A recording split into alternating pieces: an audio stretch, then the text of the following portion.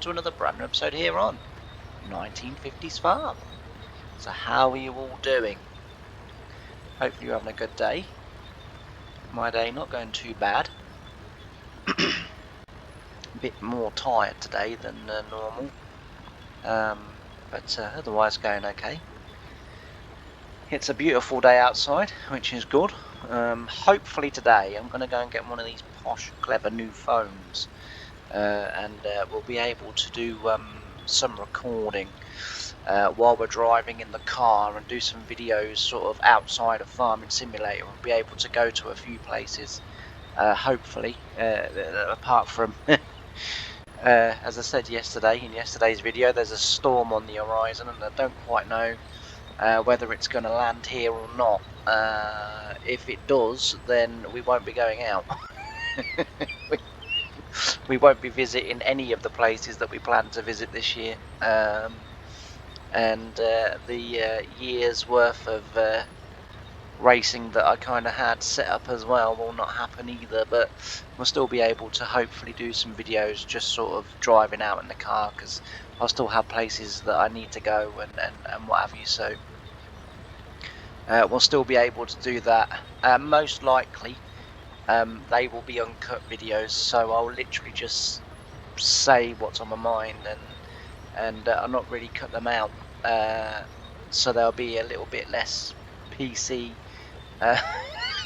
most probably. I've already told my lovely two ladies, I said you won't be getting any of those videos because otherwise none of them will be broadcastable. I said, but I've got to the point now where I don't care, and you know, if I do get locked up by Starmer's dictatorship, then at least it won't cost me anything to live anymore. So yes, that's the plan.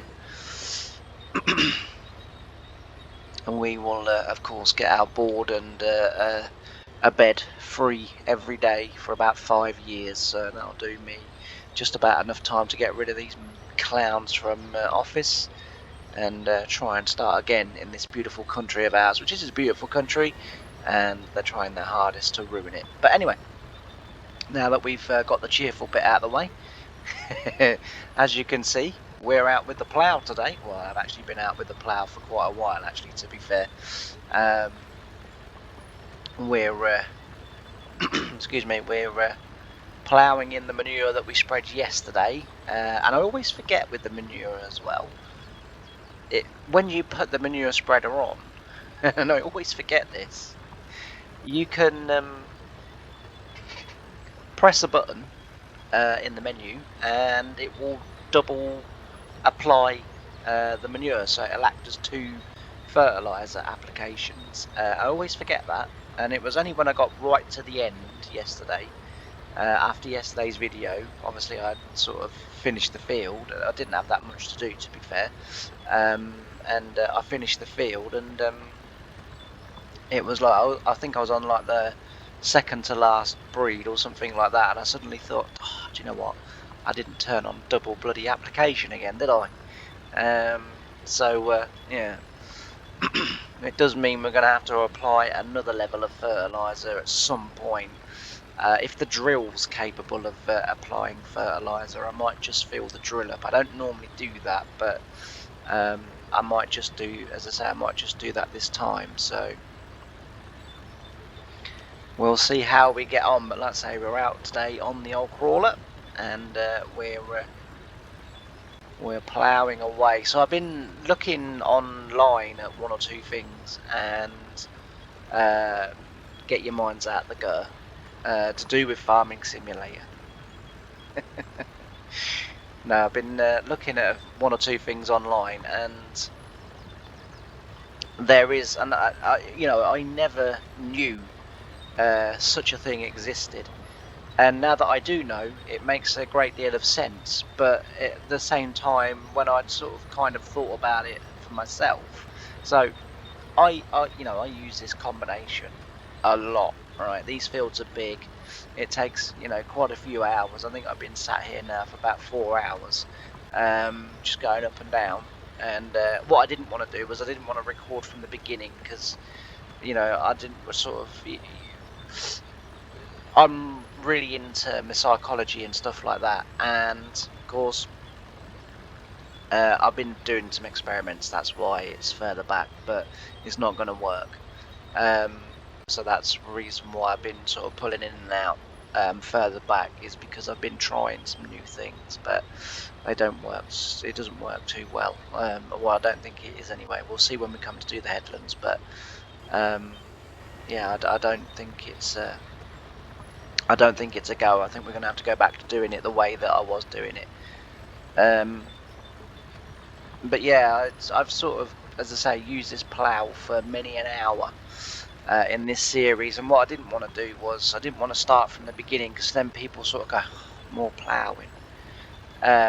Whereas psychology, if most of the ploughing's already done, people go, oh, we're just finishing off the ploughing, and it changes a person's mindset about how they view certain jobs. And I've been sort of talking with a psychologist friend that I have, and I've said to him about like farming sim, and I said I don't want it to appear repetitive, because then people may not watch, but at the same time I need to get people to understand that in the 1950s, and for this save, this is what you have to do, and it takes time.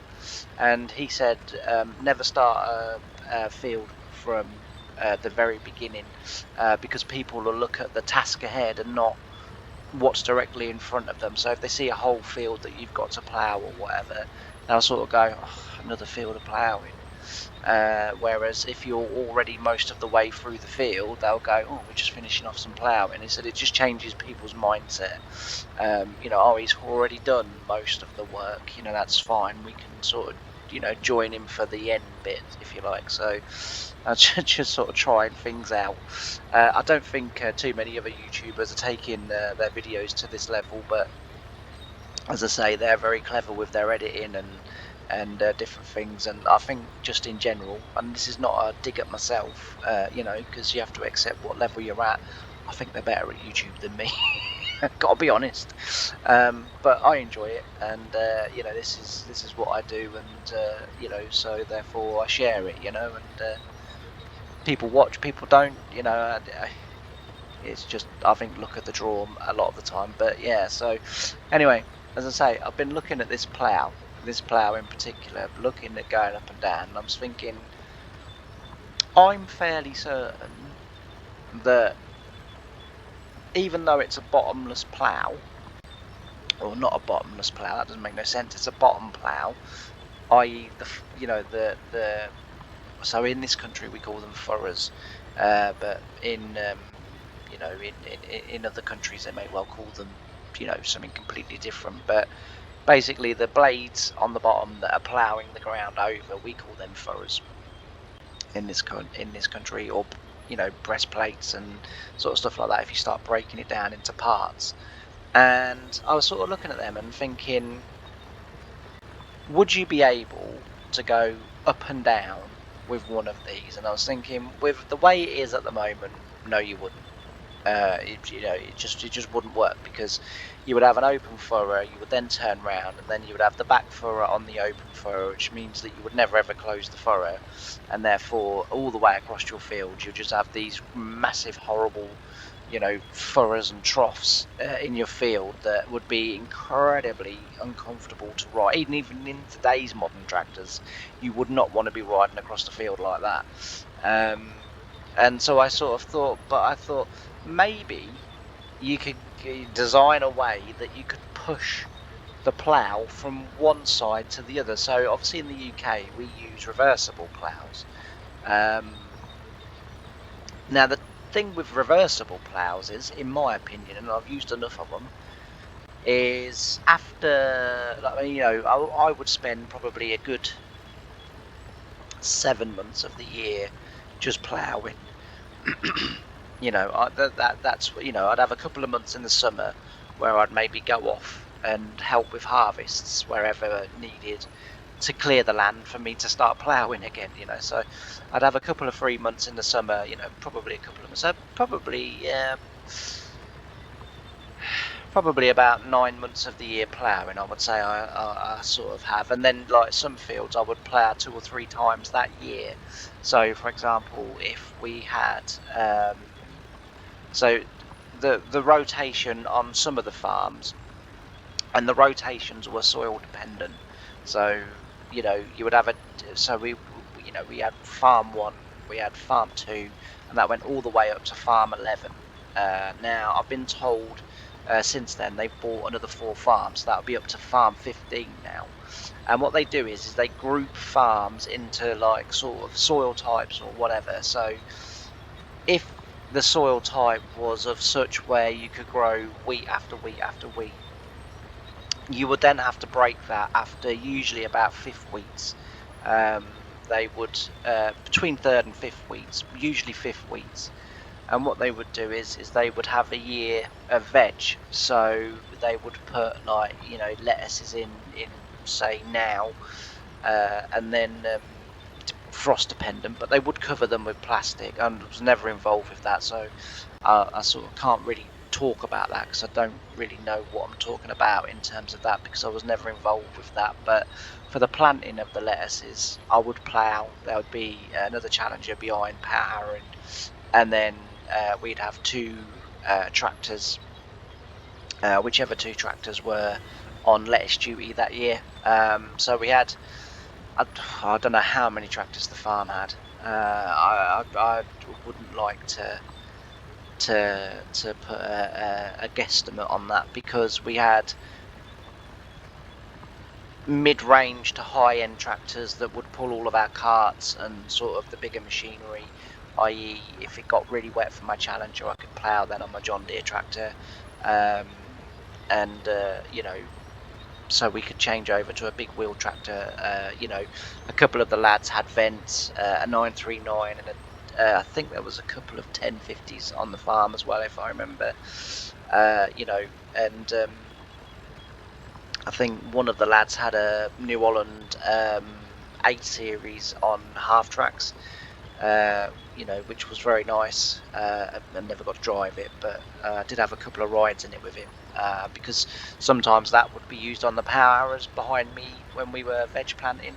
So they would plant veg, and you would end up, so you'd have lettuces, and then they might go to say cauliflowers or whatever, and then it might be towards the end of the season you might then have I don't know, brassica, so broccoli or something like that. That again would be a relatively quick growing season, but you would end up ploughing that field 3 times. Cabbages was another one. If they could get the first 2 veg off quick enough, they put Brussels in, and then you would then winter plough them in sort of January, February, March time. Well, February time when they get them off, and they would then be ready for a spring cereal crop, which usually would be either oats or barley, but sometimes if you could get them off in early February and get it ploughed early February and the land wasn't too bad, we would put winter wheat in there. But the farm didn't like to put winter wheat in past sort of mid-January, so but I have known them to do it. Anyway, you would have these 3 crops, and I would plough it 3 times, see. And the one thing that I sort of do know from, as I say, ploughing, sort of 9 months of the year is that certain ploughs, not all ploughs, but certainly a couple that I used, so a Dow's dwell was really bad for it. You would eventually crack and then begin to sort of break the headstock. It would sort of crack and it become really badly damaged, and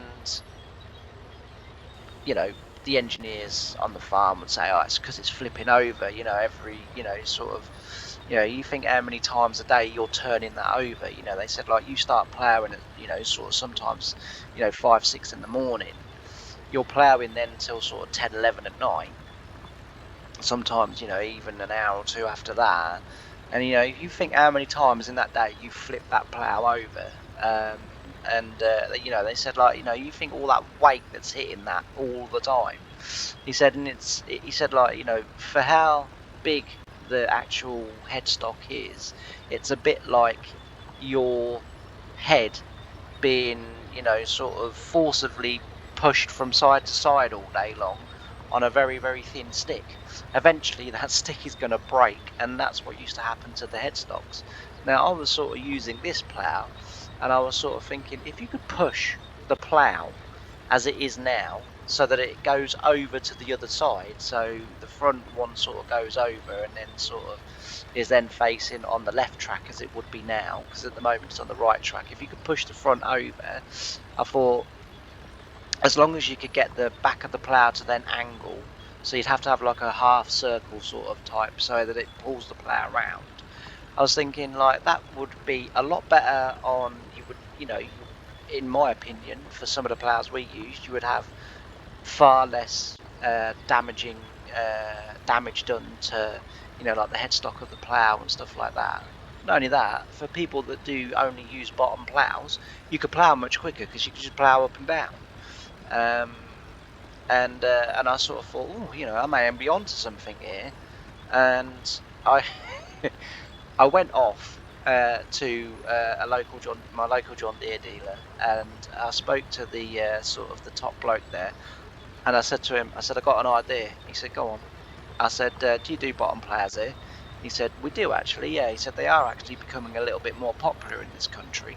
So I said, right. I said, do you do John Deere ploughs? He said, like John Deere bottom ploughs. He said, no, we don't do them in this country. He said, they're only really available in America, Canada, and places like that. He said, like, we tend to do, I think it's Holding. I think it is. I think it was Holding. It was something beginning with H anyway. You know, we tend to sort of do them. So I was like, okay. So he said, why? I said, I've got a great idea. He said, go on. He said, I'm interested. I said, he got one here now. He said, yeah, I have. He said, we're currently rebuilding it. So I said, oh, right. I said, fair enough. I said, right, we went and had a look. So I told him my idea. I said, would it work? And he went, yeah, it would. So I said, so there you go. I said, I think I should paint it. He goes, I won't bother. So I said, why not? He said, it's already been done, mate. He said, been doing that for years. And I said, you what? He said, it's already been done. He said, go home. I said, yeah. He said, look up switch ploughs. And he said, you know, he said, and see what you find. And so I was like, okay. So I came home and I looked up switch ploughs, and yeah, they've been out a very long time.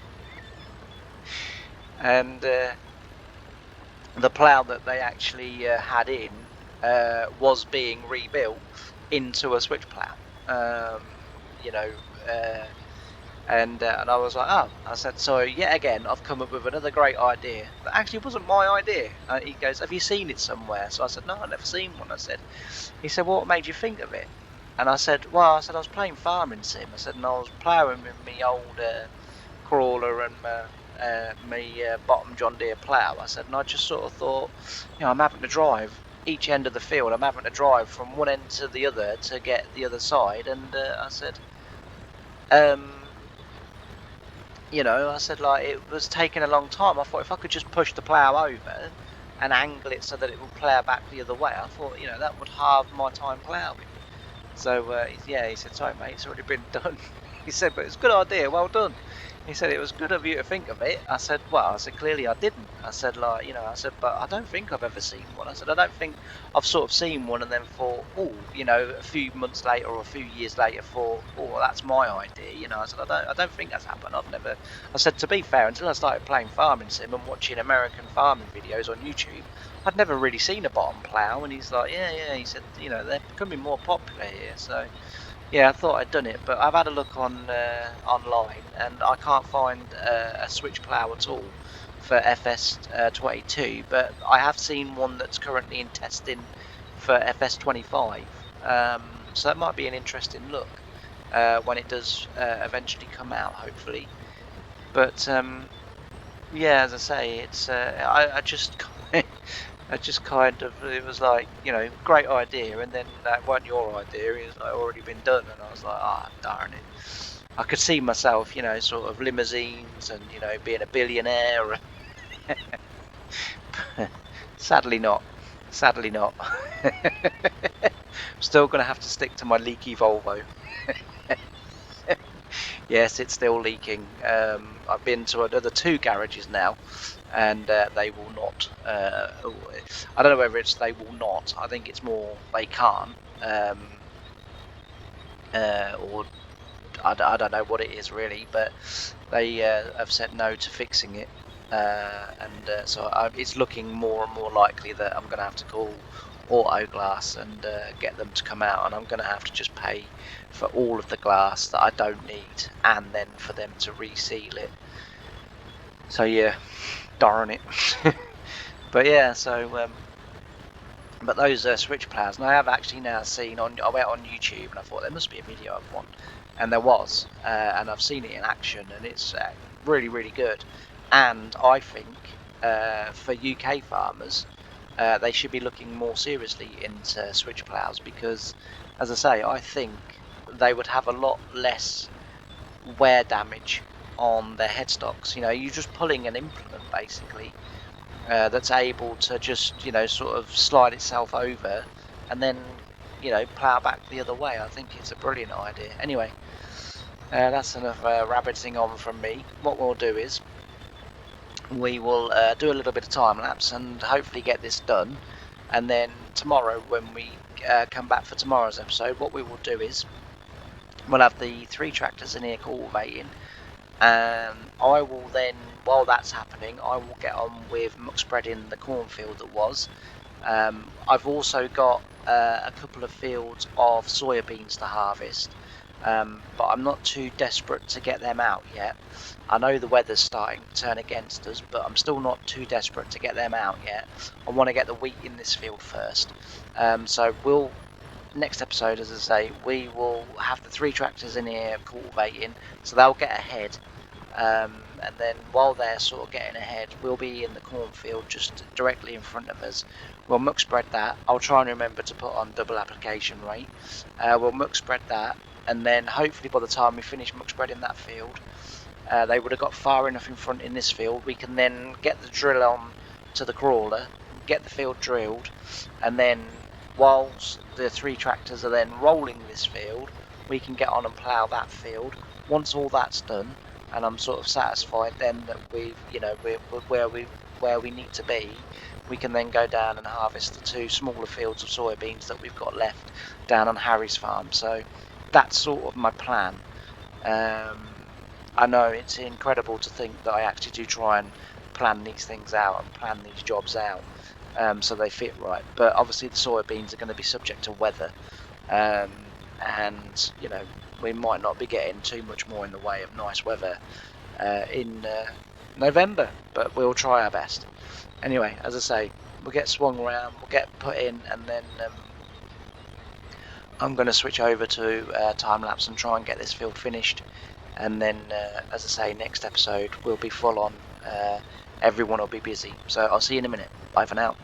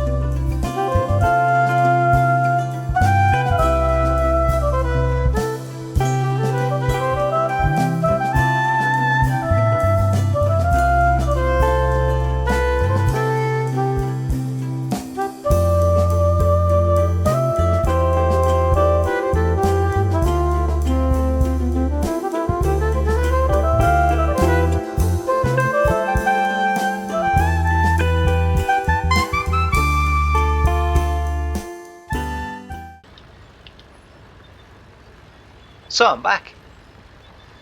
How are we all doing? We've got this plough field. No, we've got this field ploughed. Whoops. We've got this field ploughed, and we've got on just as I'd sort of kind of hoped that we would in this episode. There was a point where it was kind of like, whoa. I might be doing a lot of the tomorrow's episode in this episode today, because I thought we're going to be finished ploughed this field quite quickly, but as it was, the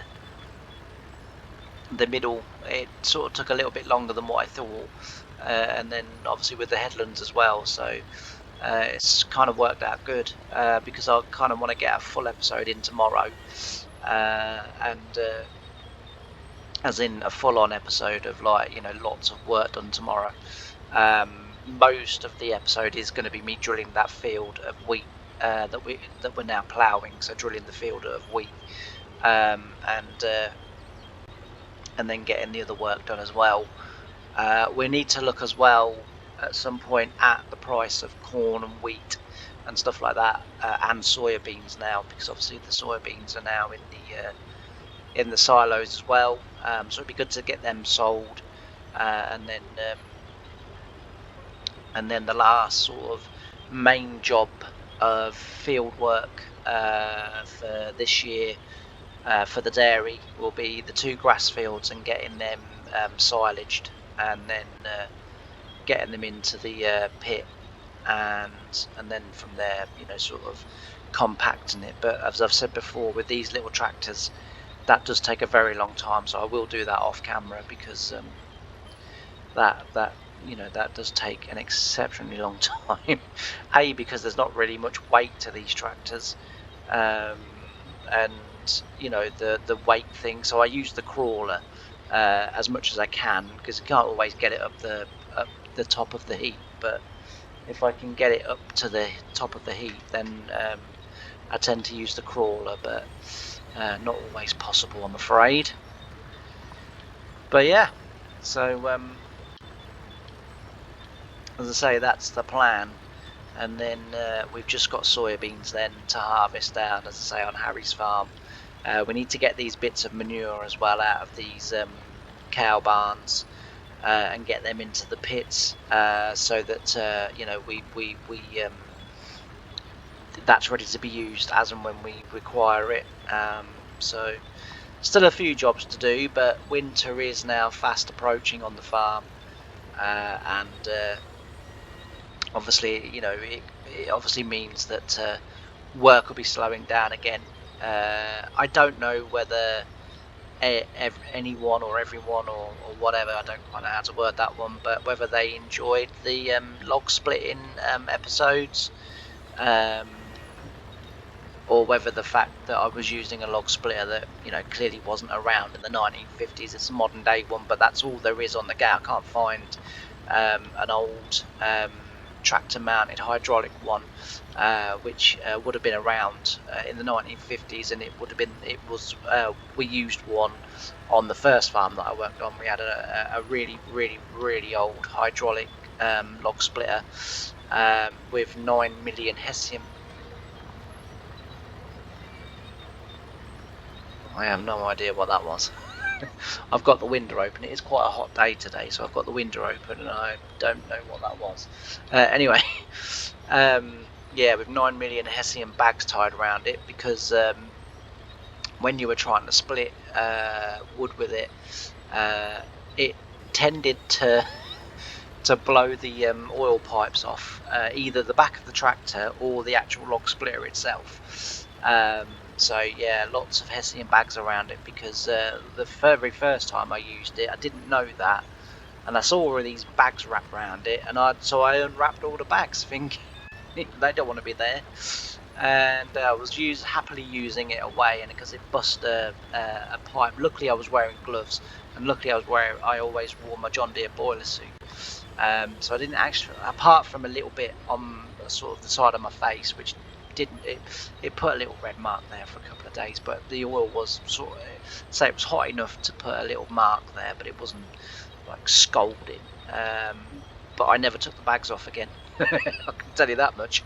You know, because I kind of sort of thought, well, you know, if that had gone up into my eye or you know whatever, that you know really wouldn't have been too good. And so I never did it again. You know, and I always kept the bags around it because I learned quite quickly why the bags were around it in the first place. But yeah, so there we go. But as I say, for this game, I can't find one. I've looked and looked and looked and looked, and I just can't find one. It doesn't mean it's not out there. It just means I can't find it. But bearing in mind, this was a man that was yesterday sent to the fridge to get a strawberry yogurt. Came back about 5 minutes later, insisting there were no strawberry yogurts. And then the person that wanted the strawberry yogurt walked straight to the fridge, opened the door, picked it out of the fridge, and went, "What's that then?" And I was like, "I've been looking in there for 5 minutes. I knew I had cataracts, but I didn't realise they were that bad." It's just, yeah. So yeah, that's you know, it might well be that I've probably seen it 50 times and I've just not taken no notice. But as I say, at the moment I can't find one. But yeah, so I don't know whether people enjoyed them or not. That episode or not, because I only did one episode, but obviously I've got more trees to cut down over in that direction, and then eventually we'll cut those trees down as well, but we don't own that field yet, but there is plans to maybe own that field as well. And then the dairy has quite a nice little block, because we will then take that field over there, the brown field there that you can see. We'll take that one. We've got that one. We've got that one that's ploughed. We've obviously got this one, and then we've got the grass field, and then obviously the fields this side. So that field over there that you can see that's corn at the moment, that might well be the last field that we purchase. That makes a nice little block then, and then we can sort of go from there, because as I say, I'm sort of trying to. I'm not trying to skip through the years that we sort of miss out on the hard graft and what have you, but you know, I've been doing this series a year now, and I've only really progressed sort of say 5 years, and and so we need to move a little bit quicker, otherwise I'm going to be 90 by the time we get to the 70s. You know, so, or the 80s. So you know, I'm not trying to skip thingy. I did toy with the idea of maybe then sort of at some point doing a 10 years later, and then going through say the mid 60s into the, or you know, the mid to late 60s into the 70s, and then doing, you know, maybe sort of 30, 40, 50, 60 episodes of that, and then 10 years later, and then sort of go that way. But I think doing it that way, we might end up getting to the modern day quite quickly. And as I say, I do really enjoy using these this old equipment and all the older stuff. So I don't really want to cheat you guys, but also I don't, you know, this save for me has a lovely feel to it. You know, it's you know, it's how farming was done. You know, and you know, if I was doing it for myself, I would literally just go through year after year after year after year. But as I say, I sort of don't know, you know. I obviously have one person that comments on every episode of 1950s, and you know, I'm sort of, you know, it's a bit sad, but I really look forward to it, and I'm really grateful and really thankful that they do. And but you know, so it would be nice to sort of know from other, you know, sort of people as well, whether you know, the tree episodes are ones that you want to see, or whether you would rather I just again skip it round to spring and sort of do the, 'cause, I mean, the winters usually are just filled with me in the animal yard, so basically just you know, restrawing them, you know, obviously feeding them every now and again. We'll go and check them now, because I haven't been in the animal barn for a little while. I haven't been in either one for a little while, so we'll have a little look. So this looks like it's out of food. Indeed it is. So that'll be next episode. Straw we've still got plenty of, but we're out of food, so we need to get that sorted. And we've been out of food for a while by the looks of things, because that's at 0% health. So let's go and check this one. And this is the problem when I get field work sort of going on. The cows get neglected. Yeah, this one's out of food as well, and straw. And again, no health. So it's been out a little while. So we need to crack on with that as well. So that'll be again in the next episode. At the beginning, we'll be filling them troughs up and getting the cows sorted out. That one needs food. That one needs food and straw. So we'll get that done. And then, as I say, while that's going on, we'll have the tractors in here cultivating, and then we'll get on once we've fed the animals of muck spread in this field.